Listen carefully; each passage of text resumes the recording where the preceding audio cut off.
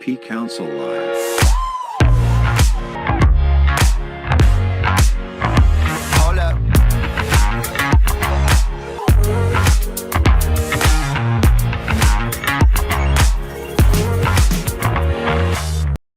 Hello and welcome to another episode of P Council Live. I'm your host, Rohan, and today I want to talk about artificial intelligence in the legal profession, particularly in contracts. Now, frankly, most of us are no strangers to AI. We hear about it every day. We have our own thoughts and concerns. Now, to help us better in understanding this subject, we've invited an expert, someone who can and has written a book on this subject, an author, founder, and a mentor, David Tolan. Is the author of American Bar Association's Manual on IT Contracts, the Tech Contracts Handbook. He's the founder of Sycamore Legal in San Francisco, where he and his staff draft and negotiate information technology and intellectual property agreements. He also provides trainings for both lawyers and non-lawyers on how to draft and negotiate tech contracts of all types, particularly cloud computing agreements. He's also an award-winning author of educational fiction for young people and adults. David understands legal contracts and technology like no other. Welcome to our show, David. Thank you very much. I'm very pleased to be here. Thank you so much, David. So, when we talk about AI, frankly, I think it's better to start right at the beginning. So what's the nature and value of today's AI tools, both for lawyers and public in general?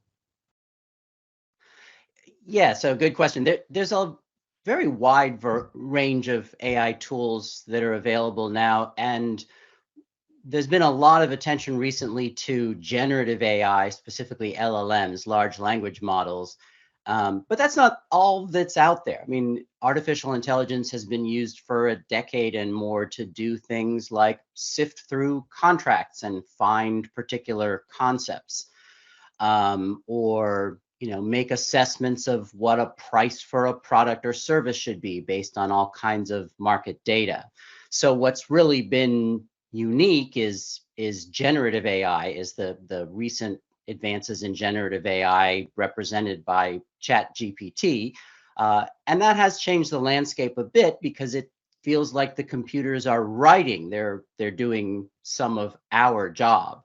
And so we're starting to see tools that produce output that look a little bit like what lawyers and other writers can produce. And that sort of changes the landscape. So, when it comes to these generative AI tools, are there any examples of tools that you've seen in use by lawyers or counsels for managing contracts? Yeah, so there are many. Well, I shouldn't say many. There are a few. There's a couple different ways lawyers can approach using generative AI, LLMs, for using contracts. First of all, you can use the raw models. So some attorneys will make use of ChatGPT itself or competitors like Claude from Anthropic. And there, what you're doing is you're posing questions about a contract or asking for drafting of a contract to a model that's not particularly trained on the law or on contracting. And you don't tend to get very good outputs for that. But there's also tools that are further trained beyond the training that builds an LLM, beyond the training that builds one of these large language models. And so they sort of have a layer of knowledge on top. And so an example would be CoCounsel from Casetext. So there, instead of asking a question to the raw LLM about how to draft and negotiate a contract or something along those lines, you're asking a question to a system that, on top of all that ability and knowledge that the LLM, the large language model, has been trained on the law. And so you can say, draft me an indemnity clause that works particularly well under the laws of the state of Florida or under the laws of Germany or something along those lines. And in theory, you should get something that is much more precise and much less likely to do things that hallucinate. And so probably the best known example out there right now is Casetext, co-counseled by Casetext. But there's also a system called Harvey that's coming online soon, and a lot of people are working on improving and refining that kind of legal extension of the LLM. Absolutely. Now, so in your opinion, where do you think we are at with AI? I think that in the contracting process, we're unfortunately very much at the beginning. So these tools are not that useful for doing things like drafting a contract. You get very kind of hollow, stereotyped answers that don't necessarily fit. Say you give the model a hypothetical. You don't tend to get very good outputs, or other things you can do with these tools, with these the very flexible large language model tools, is have them analyze a contract. But they get a lot of stuff wrong. Even the highly trained versions, even the versions that it's not just ChatGPT, it's not just the GPT engine, it's trained on specific legal stuff.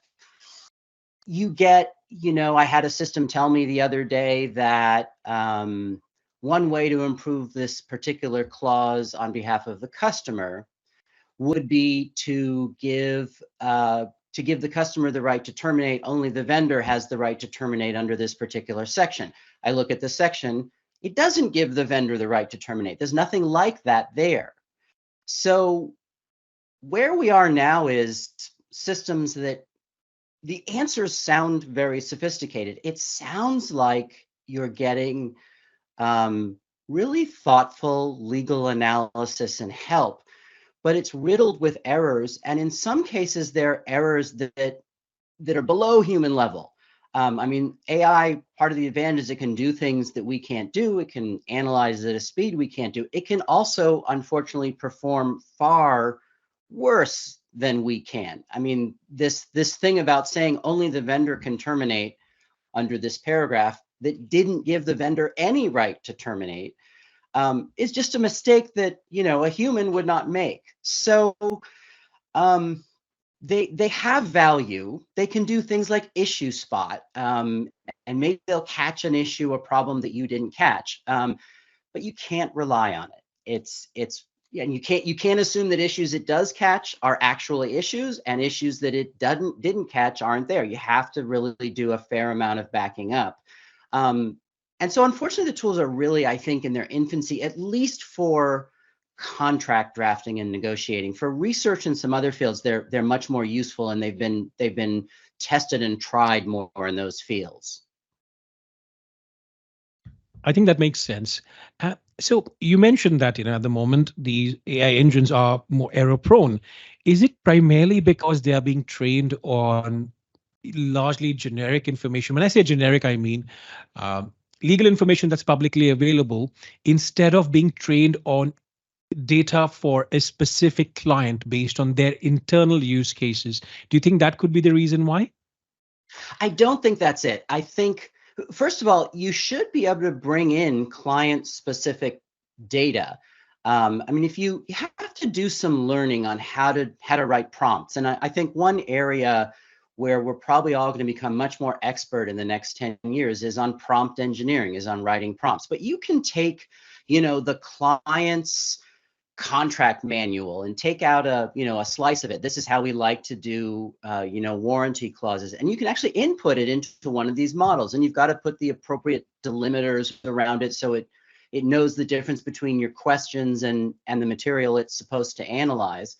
And it can actually incorporate a lot of client specific stuff, a lot of material that's very specific to your prompt, to your inquiry, and still make these strange mistakes. So I think the problem is just one of sophistication of the model. And people have to keep in mind, it feels like these LLMs are talking. And because it feels like they're talking, it feels like they're thinking. They aren't really thinking. What an LLM does, what one of these large language models does, is it puts one word after another. It predicts the most likely next word in a stream. That's not thinking. And that's why it can produce utter nonsense. That's why you hear these stories about these crazy hallucinations, they call them, from ChatGPT and from others of these models. And I've seen some, in my own work, I've had some hilarious stuff come out of these things. It's not because their thinking is broken, but it's not really analyzing in a way that you need a human brain to do. Understood. So that was one use case where we're talking about AI recommending maybe the right clauses or helping you draft contracts. Now, another use case we often hear about is summarizing a contract. So how far are we when it comes to AI summarizing maybe a 30, 40-page contract and giving you a paragraph or a page of information to help you understand what's the contract all about? So how effective is AI in such use cases? So I think it is relatively effective. And for instance, there will certainly do that. It's of quite mixed value again. And so, the problem I mentioned, the example of, the vendor having a right to terminate in a clause that didn't give the vendor the right to terminate, that will come up in these summaries also. Or it will be reacting to what I think you could call very sort of stereotyped answers. So it says that there should be this or that kind of warranty because it's working there should be a warranty of workmanship and professional services because it thinks that every contract that involves services should have such a thing. But you're working in a field where that wouldn't make sense. And you need, if you're going to have terms about the expertise of the staff, you're going to need something else. And so you get answers that are extremely generic from a lot of these models. And I'm not saying that doesn't mean they're not useful for contracts. My big sort of requirement for improving what we do is getting better at issue spotting. We attorneys, if we don't catch the issue, no amount of knowledge on how to solve it is gonna fix it. They're good at catching issues, or at least they're gonna catch a slate of issues that you might have missed. Some of them aren't real and they might miss some, but anything that supplements our ability to catch and notice issues is good. So unfortunately, it doesn't mean you can, run your contract through the AI and get your summary and see that it's caught all the issues. You got to still do that review yourself, but it might have caught one or two things that you would have missed. And that's a real advance. And I am pretty confident as time goes by, it will get much better at doing that. And we'll get to the point where we can feel much more comfortable that it's catching most of the issues. Yeah. So I'm assuming that AI is more of an individual that's giving you a second opinion on information that you already understand, or maybe just helping you understand if you've missed out on certain elements of the contract. It won't be doing the entire review or drafting of the contract. It will just be supplementing your existing knowledge. Yeah, that's a good way to put it. And looking at it as an individual, think of it as someone who is has very strange personality skills and will miss things that a 2-year-old would catch, and at the same time is way smarter than you and can catch things that you never would. So it's an extremely erratic and odd individual, and yet you want to work with this person, your legal assistant, because of that ability, because in some fields he or she has greater abilities than you do, and you're hoping to supplement the weaknesses by your own skills. Yeah, I think AI would be fantastic in analyzing definitions in a contract, or making sure that all clauses that you generally should have in a contract are present. There are no items that are missing. So just like cross-checking all clauses, if they are present or not, or they are in your favor or not. That is something I think AI may do better, because it's rather than you reviewing 50 pages, the system can do that for you. And you can maybe focus on the contextual information of how the contract is representing both parties. Yeah, that's right. And maybe you have a written list of things that you always want to look for in this type of contract, and you skip one because you're human. The AI will never do that. Sadly, the AI, again, may say an issue's there that isn't, and there's all of those problems. but the kinds of sort of careless errors we make or just human errors it's not going to make. And so I think it's a valuable partner. I think that the litigators have gotten more value than we have so far. I think the AI's ability to do things like call up the right case and stuff like that that really helps them in a way that we haven't gotten that level of help.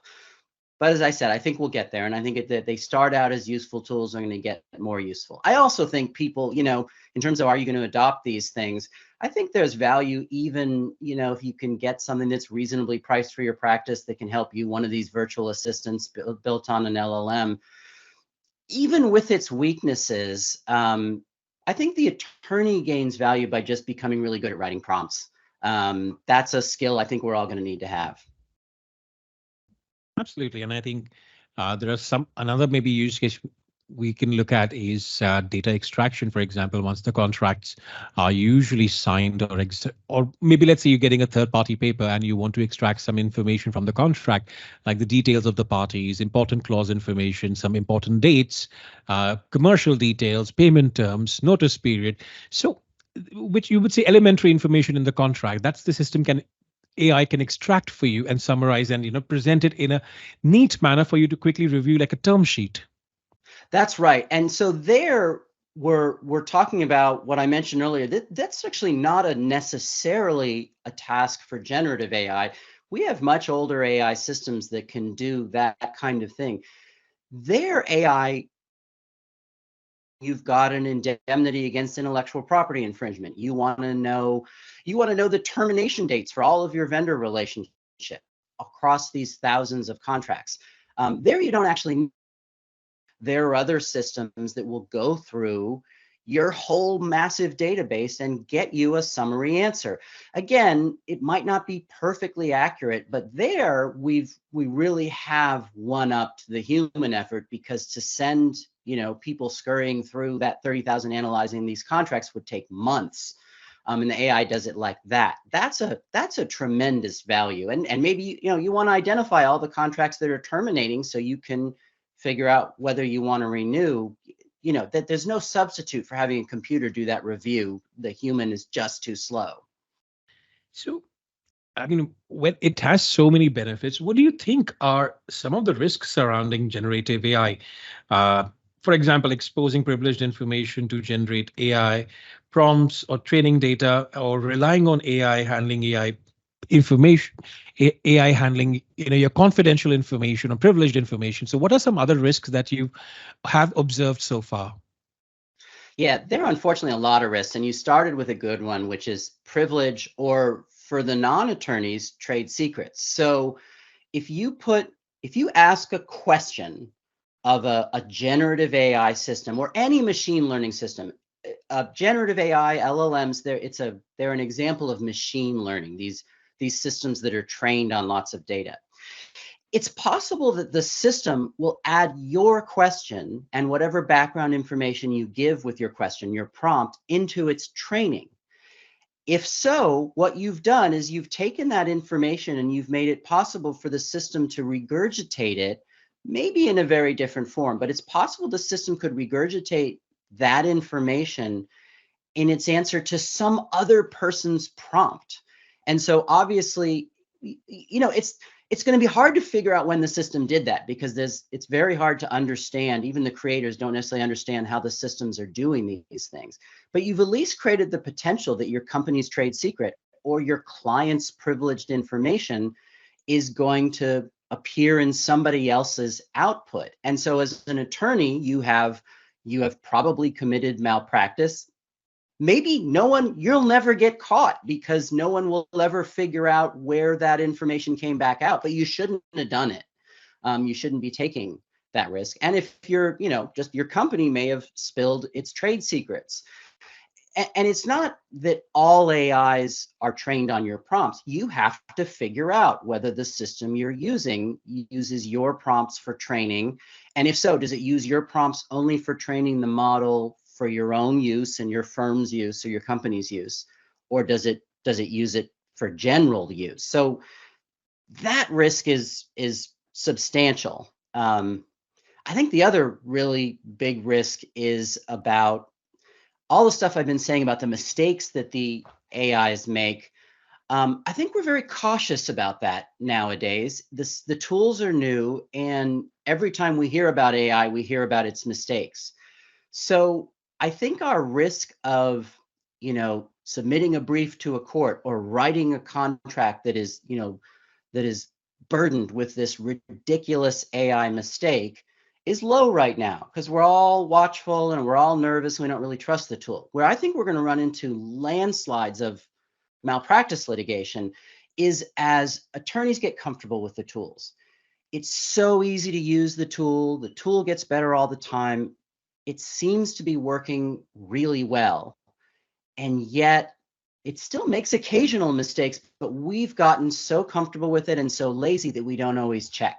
And I think there you're going to have, this case out of New York recently where a guy turned in a brief written by ChatGPT and ChatGPT had made up cases. I think that's probably not going to happen for a while because that was a big cautionary tale. Unfortunately, this guy has become a cautionary tale. But I think it's going to start happening again in a couple years as we get used to the tools. And that is a big malpractice risk. Absolutely. And just for our listeners to understand, I mean, you mentioned about training data. So how is training data different than storing any other data? What kind of information is actually being stored with that? Yeah, so training data is one of the really fascinating elements of machine learning, and that includes ChatGPT and other LLMs, these generative AI systems. So most software is programmed. You write instructions for the software, a human's got to write it.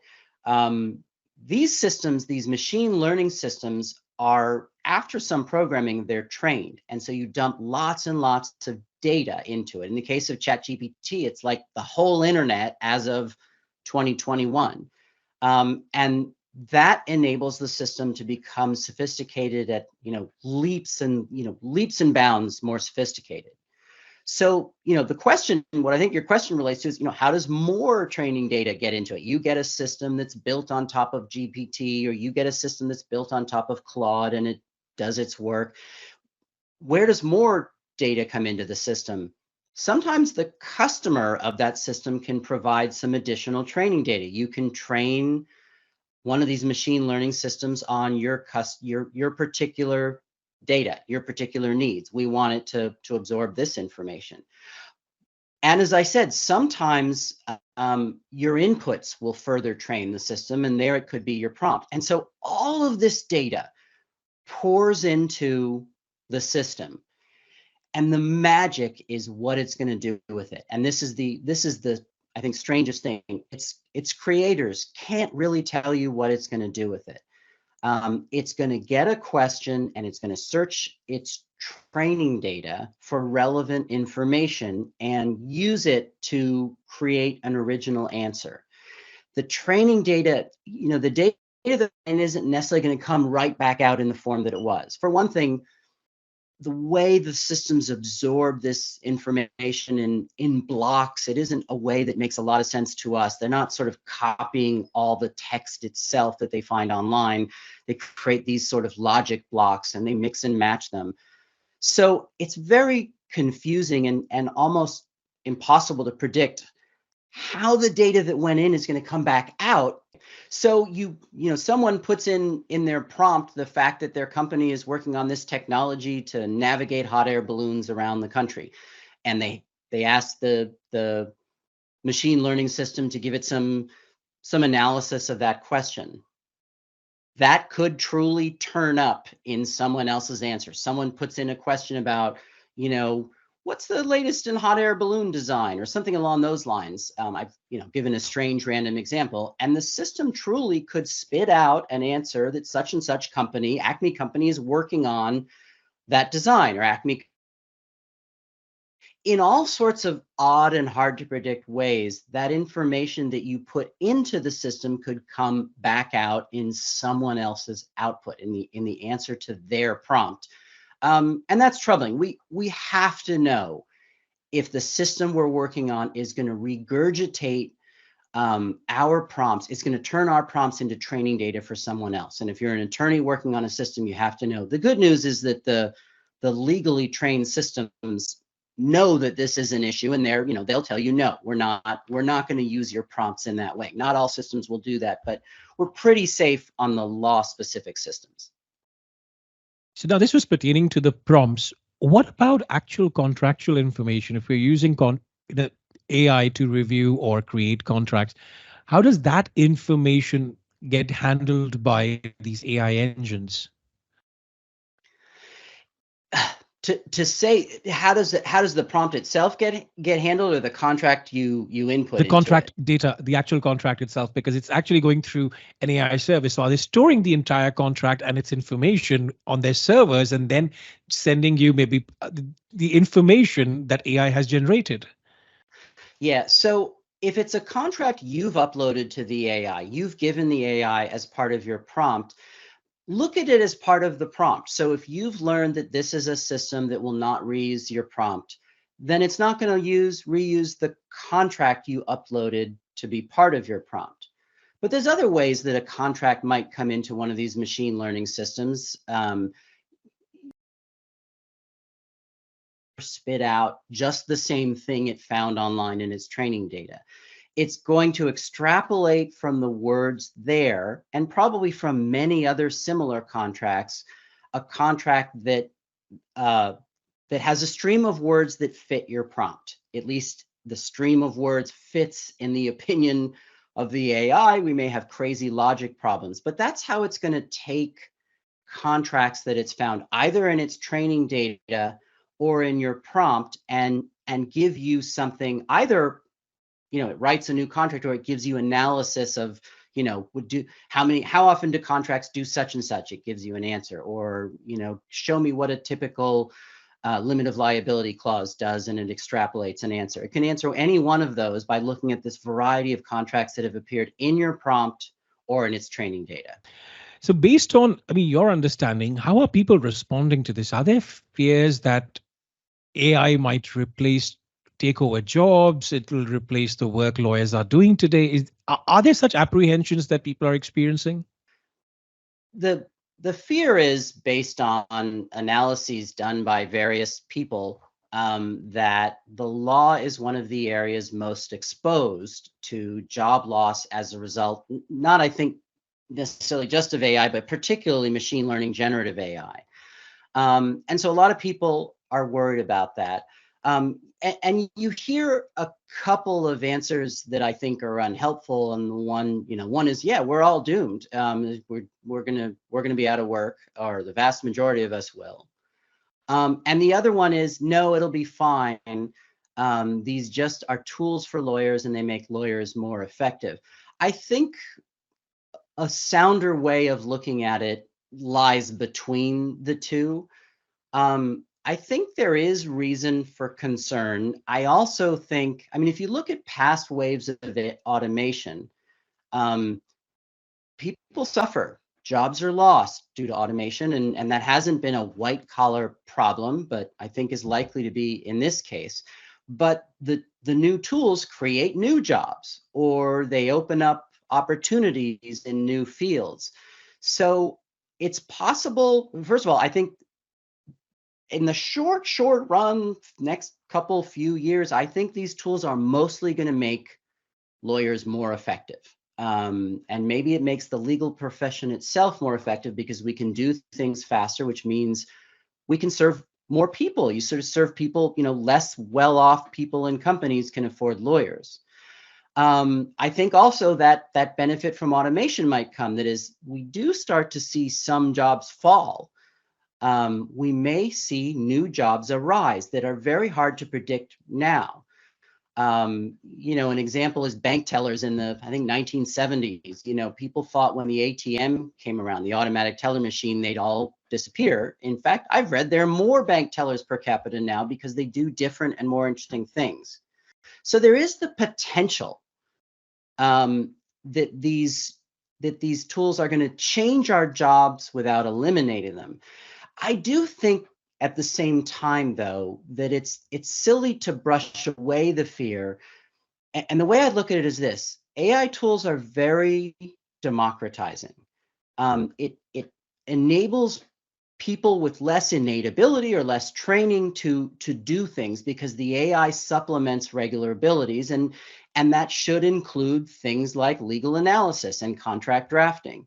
And so as the AI tools get better and more, they get more and more adopted, I do think you're going to have people who feel they can solve more of their legal problems without an attorney. And that could have a real price in terms of attorney employment. And here I'm looking more like 10 years down the road, with the helps to note that putting time frames on this thing suggests I have a crystal ball that I don't. It's really hard to say, but I think it's fair to say that the democratizing impact of AI is a threat to lawyers' monopoly over what we do. And I think we need to get accommodated to that. I also think our monopoly is under threat in other ways. I mean, there's all sorts of legal movements to allow non-attorneys to own parts of law firms or allow non-attorneys to practice in certain ways. I think holding on to a monopoly is always a risky thing. Right.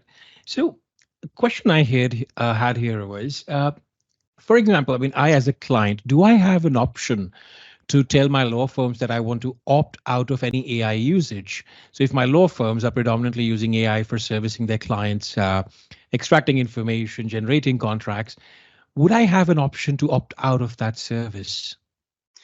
I think so. I mean, I think any law firm should be following its client's instructions. And if the client doesn't want AI used in the process, the law firm shouldn't do that. Of course, the consequence for you might be that the law firm says, well, you should find another firm, and they have and should have that right. This is the way we do the business.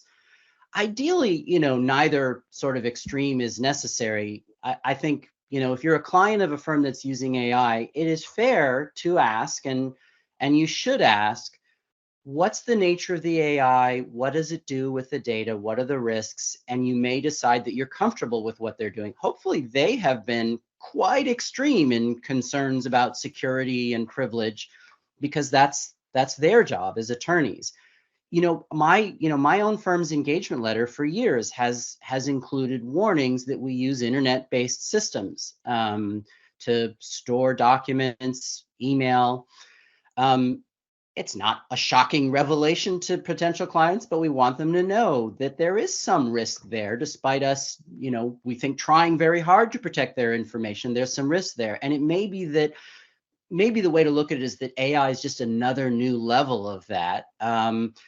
And clients should look at it thoughtfully and determine how comfortable they are with it. That's brilliant. So, David, unfortunately, that's all the time we had for today. Thank you so much for this insightful discussion. There was a lot I think we could learn from you and discover about generative AI. Thank you so much. Thank you, Rohan. It's my pleasure. It was good to be here. Thank you, David. And thank you to all our listeners as well. If you'd like to learn more about legal technology or anything about legal innovation, please join our group. For more episodes, visit P Counsel Live. Thank you for tuning in. Stay safe. P Counsel Live.